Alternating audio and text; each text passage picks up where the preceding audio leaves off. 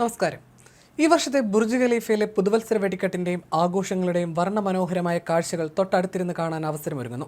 കഴിഞ്ഞ വർഷത്തെ പോലെ തൊട്ടടുത്ത് ഇരിപ്പിട സൗകര്യങ്ങൾക്കാണ് അധികൃതർ ഇപ്പോൾ തീരുമാനിച്ചിരിക്കുന്നത്. മുതിർന്നവർക്ക് 580 ദിർഹത്തിനും 5 വയസ്സിന് മുകളിലുള്ള കുട്ടികൾക്ക് 370 ദിർഹത്തിനുമാണ് ടിക്കറ്റ് നിരക്കായി വാങ്ങുന്നത്.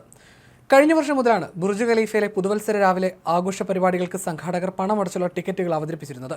മുതിർന്നവർക്ക് 300 ദിർഹവും കുട്ടികൾക്ക് 150 ദിർഹവുമായിരുന്നു കഴിഞ്ഞ വർഷത്തെ നിരക്ക്. അന്ന് ടിക്കറ്റുകൾ മികച്ച രീതിയിൽ വിറ്റുപോവുകയും ചെയ്തിരുന്നു.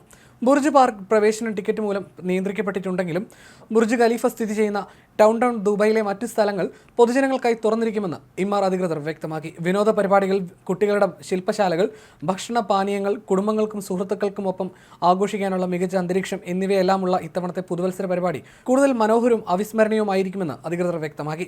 ബുർജ് ഖലീഫ ലൈറ്റ്, സംഗീതം, കരിമരുന്ന് പ്രയോഗം എന്നിവ ആസ്വദിക്കാൻ ആഗ്രഹിക്കുന്ന അതിഥികൾക്ക് ഏറ്റവും അനുയോജ്യമായ സ്ഥലം എന്ന നിലയ്ക്കാണ് ബുർജ് പാർക്കിലേക്കുള്ള പ്രവേശനം ടിക്കറ്റ് മൂലം നിയന്ത്രിച്ചിരിക്കുന്നത്.